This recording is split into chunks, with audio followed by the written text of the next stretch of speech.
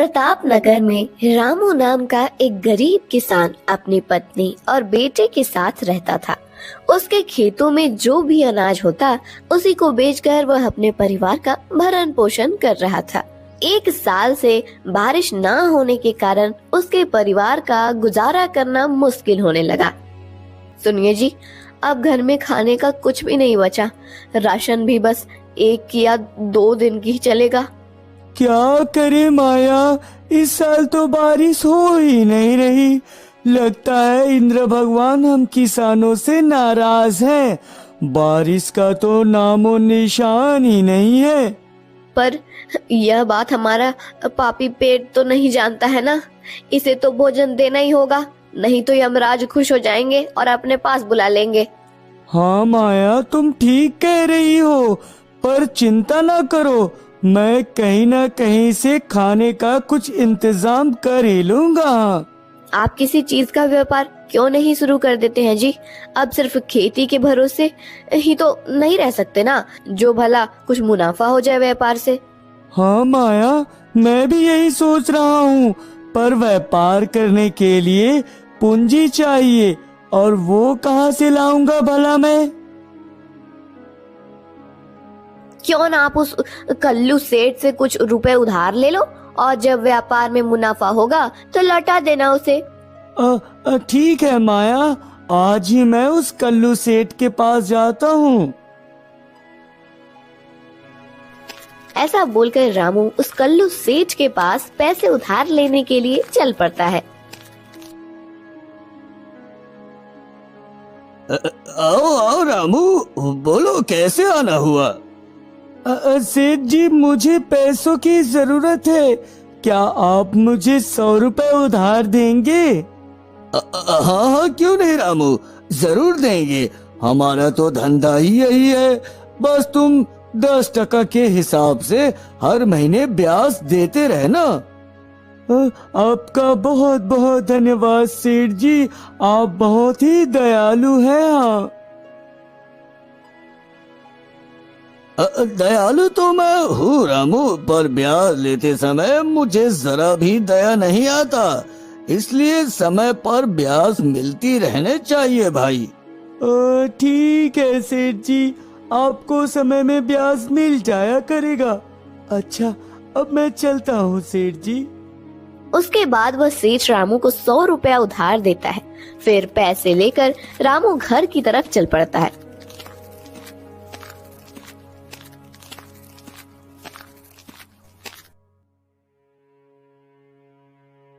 मुन्ना कहाँ है माया? वो कहीं दिखाई नहीं दे रहा। वो यही पास में बकरियां चरा रहा है। आप बताओ, उधर का काम बना? सेठ जी ने पैसे दिए? हाँ माया, पैसे तो मिल गए। अभी मैं घर के लिए राशन लेने जा रहा हूँ। वापस आकर किसी व्यापार के बारे में सोचता हूँ मैं। ठीक है जी, आराम से जाना और थोड़ा जल्दी वापस आ जाना। ऐसा बोलकर रामू अपने घर का राशन लाने के लिए चला जाता है।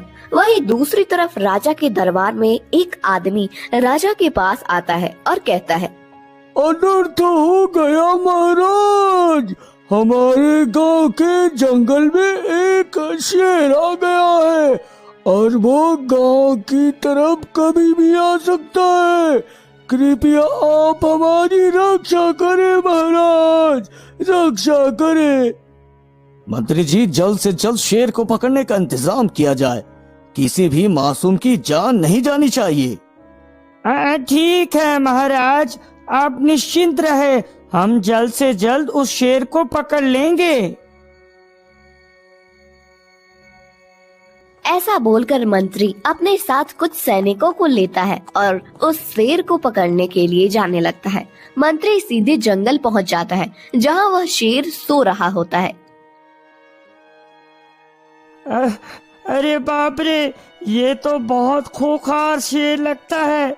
लगता है यहाँ से जान बचाकर भागने में ही भलाई है। भागो। पर मंत्री जी, उन गांव वालों का क्या होगा? अगर ये शेर गांव पहुंच गया तो गांव वालों की जान भी जा सकती है मंत्री जी। गांव वाले तो बाद में मारे जाएंगे। अगर हम लोग अभी नहीं भागे तो मुफ्त में शेर का शिकार बन जाएंगे। भागो यहाँ से। मंत्री ऐसा बोलकर अपने सैनिकों के साथ वापस राजमहल की ओर चला जाता है। महाराज, वो शेर तो बहुत ही खूंखार है। हम चाहकर भी उस शेर को नहीं पकड़ सकते महाराज। अरे ये आप क्या बोल रहे हैं मंत्री जी? आप तो बहुत बड़े कायर निकले। प्रजा की रक्षा करना ही हमारा परम कर्तव्य है, भले उसमें हमारी जान ही क्यों ना चली जाए। और आप उन्हें संकट में छोड़कर चले आए यहाँ। मुझे माफ कर दे महाराज, मैं उस शेर को देखकर डर गया। पर आप चिंता ना करें, वो शेर घने जंगल में है, इसलिए वो आज गांव की तरफ नहीं आ सकता जी। ठीक है मंत्री जी, आप अभी जाकर बड़े पिंजरे का प्रबंध कीजिए। कल सुबह होते ही हम खुद उस शेर को पकड़ने जाएंगे। जैसी आपकी आज्ञा महाराज, मैं अभी पिंजरे का प्रबंध करता हूँ। ऐसा बोलकर मंत्री वहां से चला तो जाता है, पर राजा की बातें उस मंत्री के दिल में चुभ जाती है और वह उस राजा से बदला लेने के बारे में सोचने लगता है। इस मूर्ख राजा ने कायर कहा मुझे। ठीक है, अब मैं दिखाता हूँ इस कायर की बहादुरी। हाँ। ऐसा सोचकर मंत्री राजा से बदला लेने के लिए एक जादूगरनी के पास चला जाता है। आओ मंत्री आओ, आखिर तुम्हें मेरी जरूरत पड़ ही गई। बताओ क्यों आए हो यहाँ? तुम्हें जो चाहिए मैं तुम्हें वो दूंगा, पर तुम्हें मेरे लिए एक काम करना पड़ेगा जादूगरनी। ठीक है, मैं तुम्हारा काम कर दूंगी, पर पहले तुम्हें मुझे एक ऋषि के श्राप से मुक्त कराना होगा। तभी मैं इस गुफा से बाहर निकल पाऊंगी और तभी मेरा जादू काम करेगा। ठीक है, बताओ तुम्हें उस श्राप से मुक्त करने के लिए मुझे क्या करना पड़ेगा, बताओ। इस गुफा के बाहर तुम्हें एक तालाब मिलेगा, उसे तालाब से तुम्हें पानी लाकर मुझे देना पड़ेगा, तभी मैं उस श्राप से मुक्त हो पाऊंगी। जादूगरनी के ऐसा बोलते ही मंत्री गुफा के बाहर पानी लाने के लिए चला जाता है।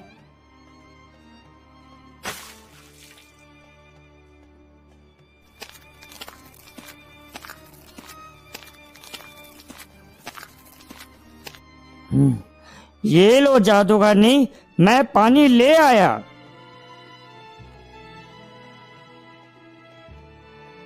पानी देते ही वह जादूगरनी उस ऋषि के श्राप से मुक्त हो जाती है और उसके पास बहुत सारी काली शक्तियां आ जाती है।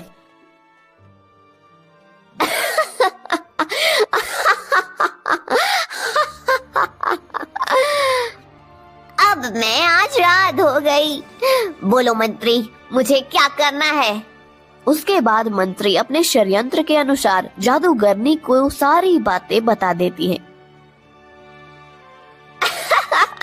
बस इतनी सी बात, तुम्हारा काम हो जाएगा मंत्री।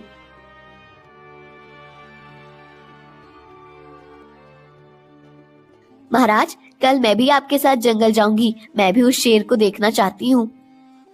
नहीं महारानी, कल आपको जंगल नहीं ले जा सकते, वहाँ खतरा है। वैसे उस शेर को पकड़कर हम राजमहल ही लाएंगे महारानी। ठीक है महाराज, जैसे आपकी इच्छा, मैं राजमहल में ही देख लूंगी उस शेर को।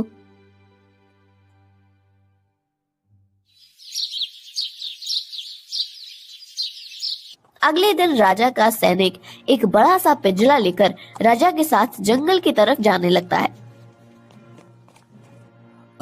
बस यहीं पर रख दो पिंजरा, देखते हैं आखिर वो शेर कैसे बसता है। पर महाराज, इसमें कोई चारा भी तो डालना पड़ेगा ना।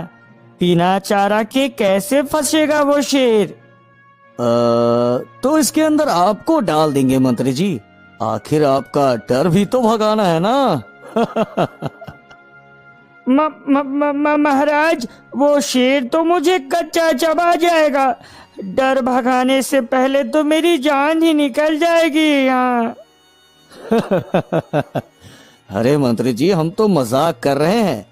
ऐसा कीजिए, कहीं से कोई जानवर पकड़ लाइए, उसी को चारा के रूप में इस्तेमाल करेंगे हम। महाराज, पास में यहीं एक युवक कुछ बकरियां चरा रहा है। मैंने उससे एक बकरी मांगा तो वो कहने लगा कि वो सिर्फ राजा को ही अपनी बकरी देगा। अच्छा, ऐसी बात है, तो फिर चलिए उस युवक के पास ही चलते हैं। उसके बाद वह मंत्री राजा को अपने साथ लेकर जाने लगता है। कुछ ही देर में वह दोनों एक गुफा के पास पहुंच जाते हैं, जहां वह जादूगरनी रहती थी। ये आप मुझे कहाँ ले आए मंत्री जी? ये तो एक गुफा है, बकरियां कहाँ है? थोड़ा सब्र कीजिए महाराज, एक बड़ी सी बकरी आती ही होगी इस गुफा से। मंत्री के ऐसा बोलते ही उस गुफा के अंदर से वह जादूगरनी बाहर आ जाती है। बोल मंत्री, अब क्या करना है? इस राजा को यही खत्म कर दूं क्या? नहीं जादूगरनी जी, इस दुष्ट राजा को इतना आसान सजा मैं नहीं दूंगा। पहले तो इसे बकरा बनाकर उसे शेर के पिंजरे में डालूंगा, वहीं पर ये तड़प तड़प कर मरेगा दुष्ट। मंत्री जी, आपने ये क्या किया? यही सिला दिया आपने हमारे भरोसे का। हमने आपसे ये उम्मीद तो कभी नहीं की थी मंत्री जी। ये मेरा प्रतिशोध है मूर्ख राजा। तुमने मुझे कायर कहा था ना, अब देखो मेरी बहादुरी। मंत्री जी, अगर मैं जिंदा बच गया ना, तो आपको मृत्यु दंड से कोई नहीं बचा सकता। हाँ, पर ऐसा नहीं होगा मेरे प्यारे महाराज। जादूगरनी जी, अभी जल्दी से इस राजा को एक बकरा बना दो।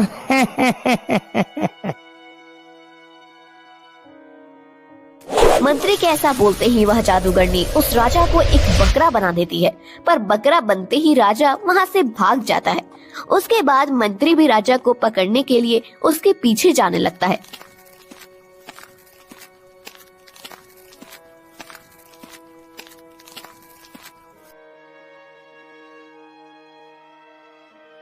अरे, यहाँ इतनी सारी बकरियां हैं, इनमें से वो राजा कौन सा है? मंत्री एक साथ बहुत सारी बकरियां देखकर सोच में पड़ जाता है और राजा को नहीं पहचान पाता है। इसलिए वह उस गरीब किसान रामू से पूछता है, जो वहाँ अपनी बकरियां चराने आता है। सुनो भाई, इनमें से कौन सा बकरा अभी अभी गुफा की तरफ से आया है? मुझे सच सच बताओ, मैं तुम्हें ढेर सारा इनाम दूंगा। हाँ, वो दोनों बकरा आए हैं मंत्री जी। क्यों, क्या हुआ? कुछ नहीं, मुझे वो दोनों बकरा चाहिए। बदले में राजमहल आकर उन दोनों बकरों की कीमत और अपना इनाम ले जाना। चलो, अब बच गया मैं। इस मंत्री को तो मैं बाद में देख लूंगा।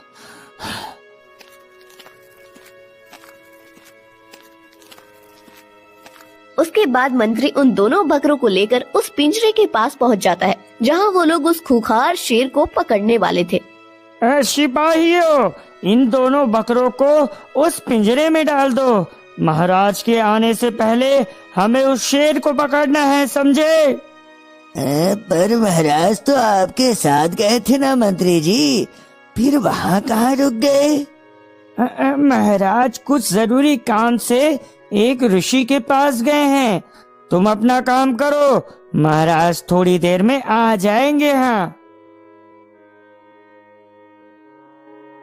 ऐसा बोलकर सभी लोग दूर से ही उस शेर का इंतजार करने लगते हैं। कुछ देर बाद ही वहाँ वह शेर आ जाता है और पिंजरे में फंस जाता है। फिर वह शेर उन दोनों बकरों को अपना शिकार बना लेता है, जिससे मंत्री जी बहुत ही ज्यादा खुश होते हैं। चलो, अच्छा हुआ, राजा तो गया। अब मुझे इस राज्य का राजा बनने से कोई नहीं रोक सकता। सैनिकों, अब वो शेर को पिंजरे समेत राजमहल ले चलो। हाँ, उसके बाद मंत्री उस शेर को पिंजरे के साथ पकड़कर राजमहल ले जाता है। दूसरी तरफ रामू उस राजा को अपनी बकरियों के साथ अपना घर ले जाता है। सुनो भले पुरुष, क्या तुम मेरी मदद करोगे?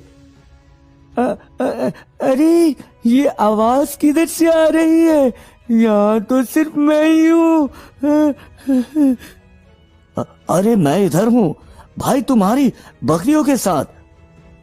क्या क्या तुम सच में बोल सकते हो बकरी? कहीं मैं सपना तो नहीं देख रहा हूँ ना? हाँ हाँ भाई, मैं सच में बोल सकता हूँ। तुम कोई सपना नहीं देख रहे। मैं इस राज्य का राजा हूँ, राजा। उसके बाद बकरे के रूप में वह राजा रामू को अपनी सारी बातें बता देता है। फिर रामू कहता है, पर महाराज, मैं आपको फिर से ठीक कैसे करूँगा? मुझे तो कोई जादू नहीं आता।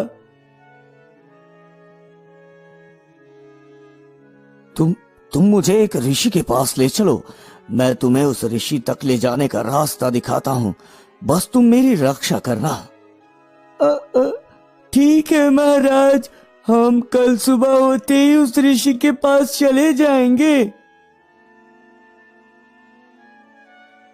उसके बाद रामू उस राजा को अपने साथ अपने कमरे में ले जाता है और अपनी पत्नी को सारी बातें बता देता है।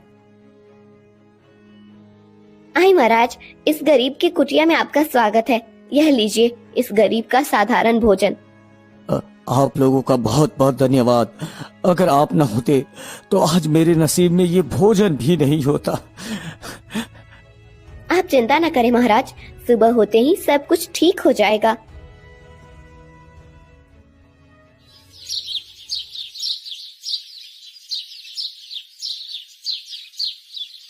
अगले दिन सुबह होते ही कल्लू सेठ रामू के घर आ जाता है और रामू से अचानक अपने पैसे मांगने लगता है। रामू, मुझे अचानक पैसों की जरूरत आ गई है। क्या तुम मुझे मेरे पैसे वापस कर दोगे? पर सेठ जी, वो पैसे तो खर्च हो गए, और वैसे भी आप तो महीने के अंत में पैसे लेने वाले थे ना? हाँ पता है मुझे, पर मुझे अभी पैसे चाहिए, नहीं तो मैं तुम्हारी सारी बकरियां ले जाऊंगा। पैसे तो अभी नहीं है सेठ जी। आप ऐसा करो, एक बकरा छोड़कर सारी बकरियां अपने साथ ले जाओ। अब आए ना सही रास्ते पर। मैं ले जाता हूँ इन बकरियों को, पैसा वापस कर देना और बकरियां ले जाना। ऐसा बोलकर सेठ एक बकरा छोड़कर सारी बकरियां अपने साथ ले जाता है। उसके बाद रामू भी उस बकरे को लेकर ऋषि के पास जाने लगता है।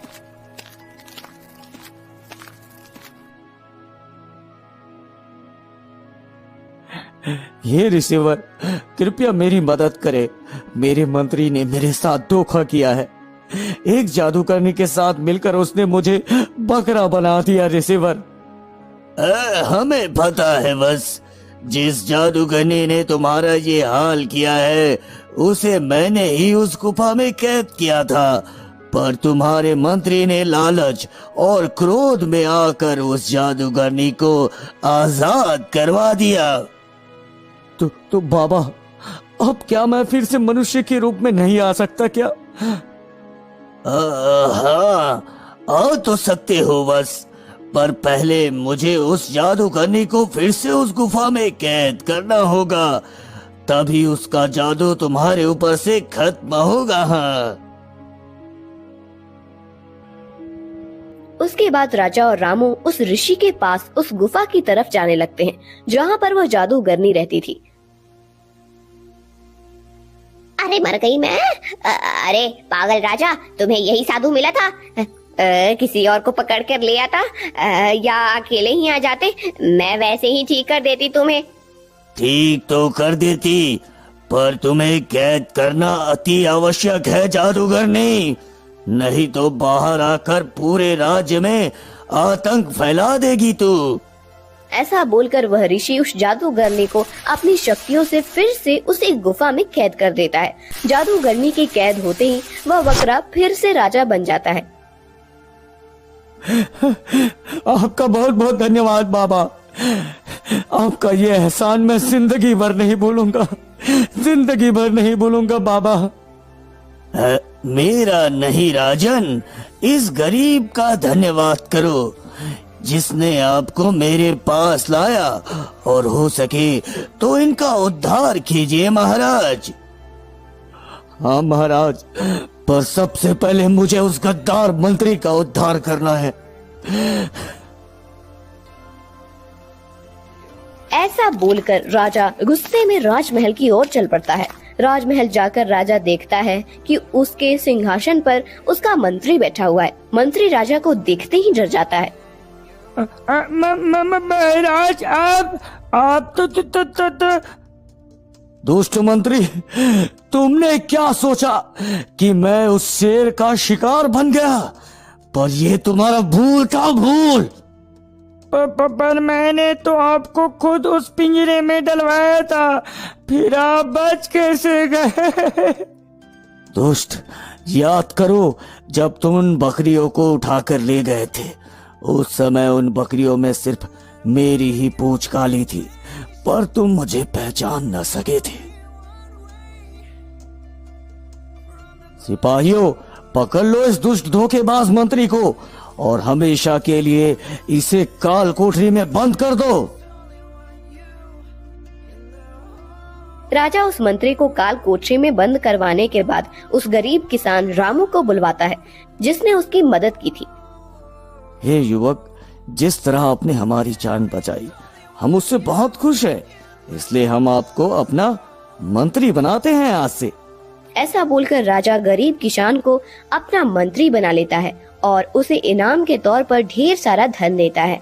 इसलिए दोस्तों, हम भले गरीब क्यों ना हो, पर हमें कभी धन के लालच में आकर अपना ईमान नहीं बेचना चाहिए। सही समय आने पर हमें भगवान वह सब कुछ देता है जिसके हम लायक होते हैं।